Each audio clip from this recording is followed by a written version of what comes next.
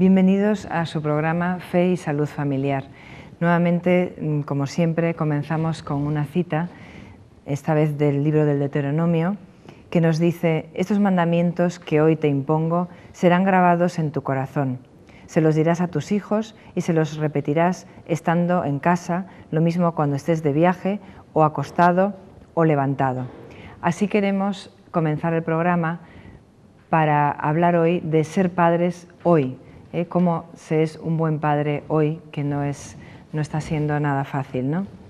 ¿Qué significa ser padre hoy o qué debería significar actualmente para unos cuantos, ¿no?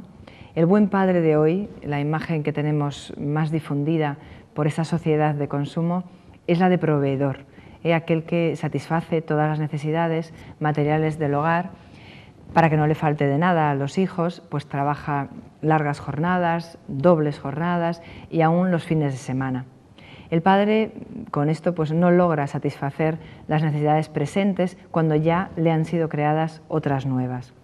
Así se desgasta febrilmente sin darse pues ni un respiro para disfrutar lo importante, lo más importante es siendo padre, la experiencia única de ver crecer a sus hijos y ser responsable de indicarles ese buen camino, ese mejor camino para su cuerpo, para su psiquismo, para sus sentimientos, pero sobre todo para su alma, que es lo más importante. En el Catecismo de la Iglesia Católica se nos dice como uno de los fines del matrimonio, criar hijos para el cielo. No se nos pide otra cosa, no se nos pide que los criemos para hacer una buena carrera, para tener un buen empleo, para tener un buen casamiento y estar en un buen lugar en la sociedad, sino criar hijos para el cielo.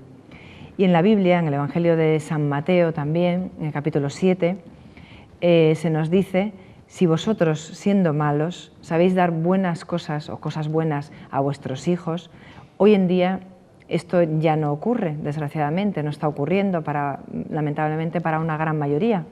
Ocurre lo contrario, ya que no damos cosas buenas, sino estamos dando cosas malas a nuestros hijos. Vamos a distinguir la labor, por un lado, de padre y por otro lado, de madre. Ya lo hemos dicho algunas veces, que se necesitan dos para engendrar un hijo y también se necesitan, como no, dos para su desarrollo. La intuición femenina permite a la madre establecer una comunicación vital, ¿no?, con el hijo, desde el momento mismo de nacer, yo diría que incluso antes de nacer. Interpreta esa mamá las señales de temor en ese niño, ¿no? Pues le da para tranquilizar eso mimos, lo tranquiliza y conduce suavemente por lo que cada día puede tener ese hijo que hacer, ¿no?, ese niño pequeño. La voz del padre es de suma importancia. ¿Qué nos da el papá? Pues nos da seguridad, confianza en el porvenir, establece los límites de la conducta infantil y cierra pues ese círculo de ese amor, ¿no?, que debe rodear siempre al niño. El padre proporciona un elemento único y esencial en la crianza del hijo y su influencia es poderosa en la salud emocional de ese hijo, ¿no? No hay que olvidar, porque por eso antes, criticando un poco esa idea que tenemos del papá proveedor que mencionábamos antes, pues es contraria a todo esto, que vemos que tiene un papel importantísimo de tener que estar muy cerca de los hijos. La mamá le dice con cuidado, por ejemplo, cuando un niño sube una escalerita, dice: con cuidado, hijo. Y el papá tiene la labor o la misión de decirle: uno más, adelante, estimulando al pequeño a subir otro peldaño para que llegue a la cima, ¿no? Entonces juntos, tomados de la mano, padre y madre, guían ese retoño en el camino de la vida. Se preguntarán si la amistad entre padres e hijos se puede dar. Les diríamos que la amistad en el sentido estricto no puede darse entre padres e hijos. El intercambio que la amistad implica solo puede alcanzarse entre pares. Pares se entiende iguales, ¿no? El hijo, niño, adolescente o joven puede llegar a confiar, por supuesto, en el padre sus problemas y sus más íntimas experiencias, actitud que no puede darse a la inversa, lógicamente. El hijo no puede comprender y asimilar los problemas del padre. El padre, o sea, tanto los padres e hijos no son pares, como estamos viendo. En cambio, en un sentido amplio, tal amistad, desde luego, es posible. El padre puede llegar a ser, si no el mejor amigo, por lo menos un buen amigo de su hijo. El niño, la niña, debe encontrar en el padre o la madre al primer amigo o amiga, pues es su confidente natural, debe serlo, ¿no? Es la primera persona en que el niño o la niña pues confía plenamente.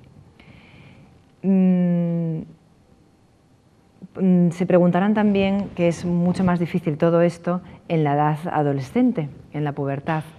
Deberíamos creer, si observamos la realidad, que ese mi padre es mi mejor amigo es una de esas frases bonitas que se dicen, pero que en la práctica no se dan. Sobre todo estamos refiriéndonos a la edad adolescente, que es la más complicada.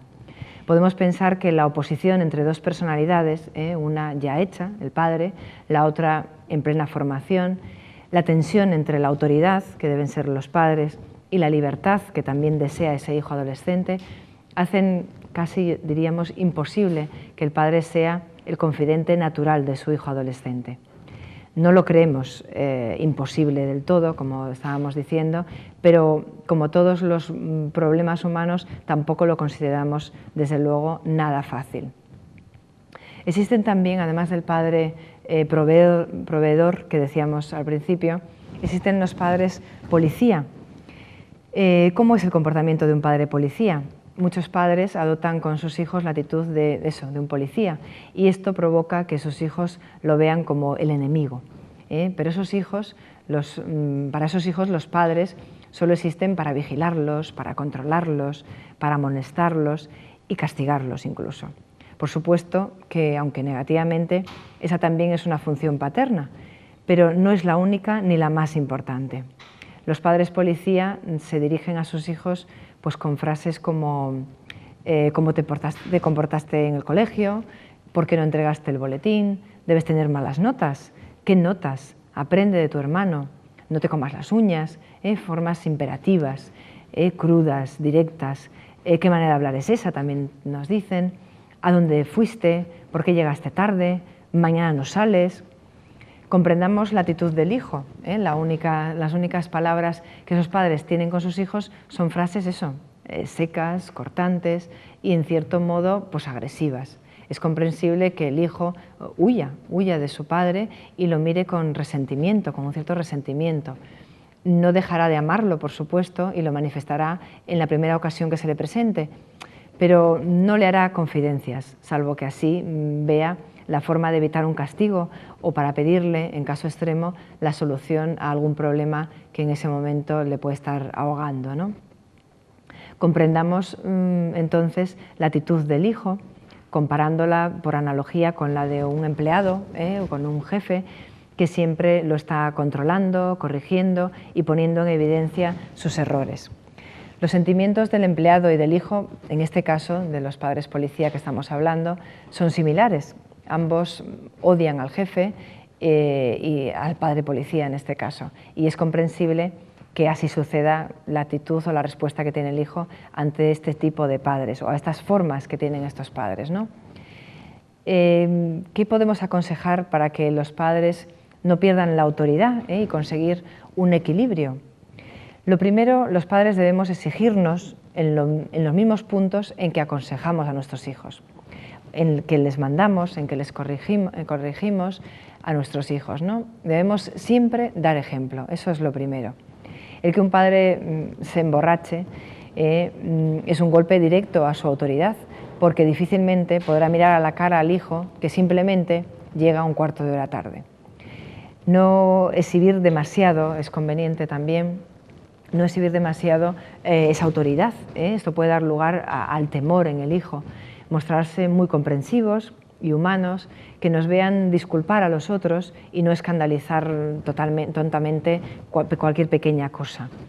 No exagerar al hablar, ser objetivos, discernir lo normal de lo que es preocupante o de lo que es grave, tener esos grados bien claros, bien determinados. Hablar siempre con claridad a la cara a ese hijo, no mostrarse blando ni tampoco cortante, mantener una exigencia de alguna manera, podríamos decir, acolchada con ese hijo. Ser siempre es muy importante, ser positivos a la hora de juzgar y poner el primer término, o sea, poner en primer lugar al hablar a nuestro hijo las buenas cualidades, antes de ver los defectos y desde luego nunca exagerárselos, ¿no? No buscar uniformarlo todo, ¿no? Amar esa diversidad que hay en la familia siempre y ver ese pluralismo como un bien, porque cada hijo es muy diferente, debemos respetar la intimidad de nuestros hijos también, sus cosas, su armario, su mesa de estudio, su correspondencia, y así de alguna manera los estamos enseñando a respetar a los demás, a respetar a los otros que también hay en casa, ¿no? También podemos encontrarnos con padres que pasan de la autoridad a esa tiranía, ¿no? Por ejemplo, así es el gran vicio de la autoridad, es la tiranía, como sabemos, el emborracharse de poder y mandar sin tener en cuenta la necesidad o el beneficio que puede reportar lo mandado, a no ser que sea un beneficio para el que manda. Este es el padre que no deja salir a sus hijos de casa porque sabe que debería ir con ellos y prefiere quedarse junto a la estufa. Esa es la madre que ordena al niño quedarse sentadito mirando la televisión porque le da pereza que ande por casa o porque lo deja todo perdido. Es el padre que sin consultarle pues matricula a su hijo en ingeniería, en la carrera de ingeniero, porque así seguirá la tradición familiar, porque por eso estas órdenes que se dan deben tener siempre un sentido de servicio a los demás, de beneficio para quien la lleve a cabo, ¿no? Exigir que se llegue a una hora concreta sirve para que al cumplir lo ordenado se contribuya al buen funcionamiento del hogar, que el hijo siempre vea que lo que se le manda, lo que se le dice, lo que se le corrige, lo que se le aconseja, tiene una función, es para algo, es por algo. Sobre todo hijos ya con una cierta edad a los que tenemos que darles explicaciones, ¿no? Y respetar, por tanto, por ejemplo, ese hijo que se le pide que llegue a una hora determinada, pues el trabajo de quien ha tenido que guisar y que tiene un horario para poner esa mesa y para dar esa comida.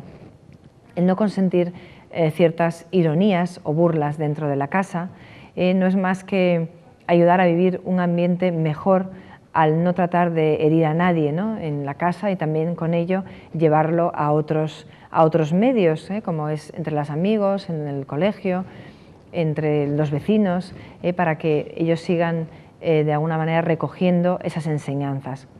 Exigir respuestas a nuestros hijos respetuosas, es ayudar a dialogar y aceptar la opinión de los demás y de que respeten también la propia opinión, ¿no?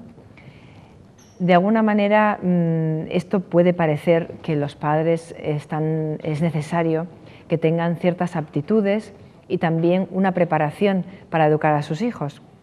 Está bien, desde luego, tener unas actitudes y una formación.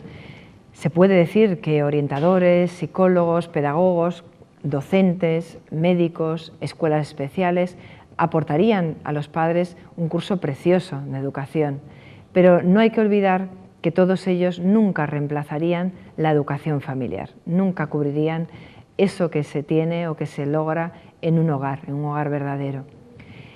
¿Qué pasa si los padres son torpes, ignorantes de esa ciencia pedagógica, incluso cegados a veces por un afecto malentendido? ¿Qué hijos pueden resultar de esto? Nos podemos preguntar.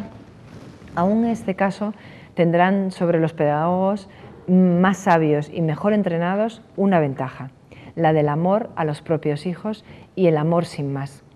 ¿Cuántos excelentes maestros romanos se hubieran cansado de ese alumno Agustín? ¿Cuántos orientadores profesionales no hubieran sabido dónde dirigirlo?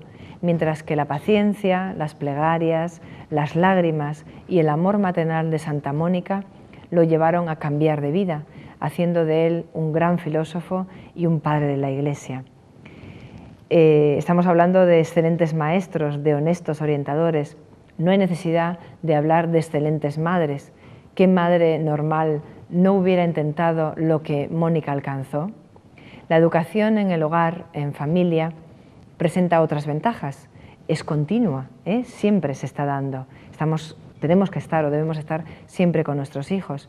Los padres menos dotados hacen pedagogía a menudo sin saberlo, porque el amor de sus hijos los lleva naturalmente a comprenderlos, a resolver sus problemas, a ayudarlos en todo lo que pueden. Esa educación familiar es personal siempre, es exclusiva para cada hijo, para cada situación, para cada momento de esa vida cotidiana que tienen en común, ¿no? Se conoce a cada uno de los niños con sus cualidades, sus defectos, sus reacciones habituales. Es lo que se logra conocer en familia. Bueno, también muchos padres nos preguntan que cómo deben comportarse para ser buenos padres ante el televisor, con esos hijos que tienen en casa, pequeños o grandes. Nos preguntan que si debemos limitar el tiempo que pasan nuestros hijos delante del televisor. Yo diría que es un deber primordial, una obligación de los padres el organizar a nuestros hijos ante este medio de comunicación. Creo que se aprende muy poco delante del televisor, desde luego según qué televisión, ¿verdad? Puedo decir que personalmente, como madre y como psicóloga, en mi casa no se ve la televisión, de lunes a viernes está desconectada, y el fin de semana o se ha grabado algún programa o se da algún vídeo que esté previamente seleccionado, y nuestro televisor está, como digo, desconectado de la antena. Solo funcionan en él los vídeos que hemos escogido antes, ¿no?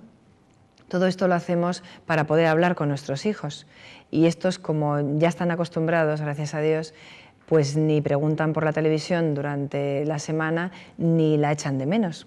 Esto se debe hacer desde pequeños, insisto, porque lo que no podemos pretender los padres es querer crear un diálogo en la adolescencia, cuando nos da miedo realmente lo que piensan, lo que hacen, dónde van, de dónde vienen nuestros hijos, ¿no?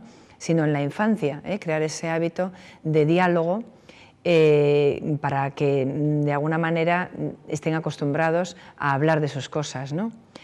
De pequeños nos contarán cositas, cositas que no son trascendentes, que muchas veces como adultos pues, nos interesan muy poco, ¿no?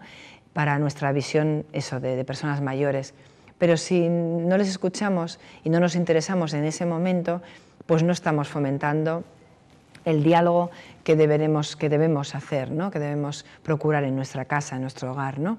Desde luego, si esto no es así, no ocurrirá el milagro de comunicar después, en esa adolescencia que tanto nos asusta, pues de con quién andan, qué hacen, a dónde van, como decíamos.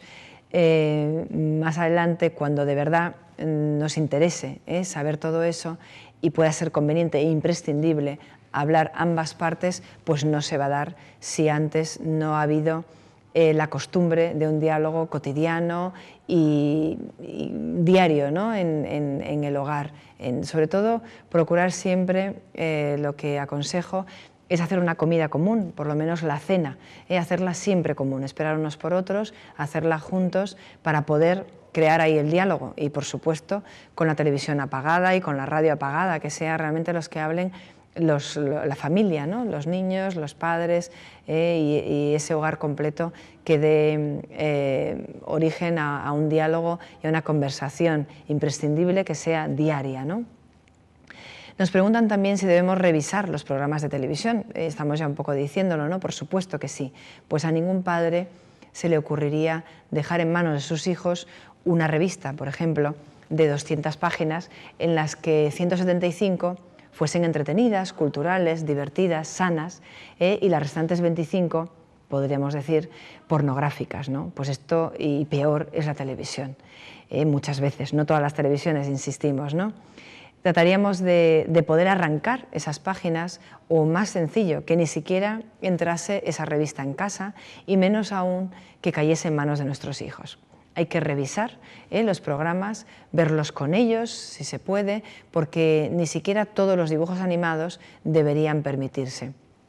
Es muy importante esto, y debemos saber que es una gran responsabilidad que tenemos todos los padres, y que nos van a pedir cuentas en la otra vida de todo esto, porque tenemos esa responsabilidad de tener que vigilar y cuidar lo que ven y lo que cae en manos de nuestros hijos.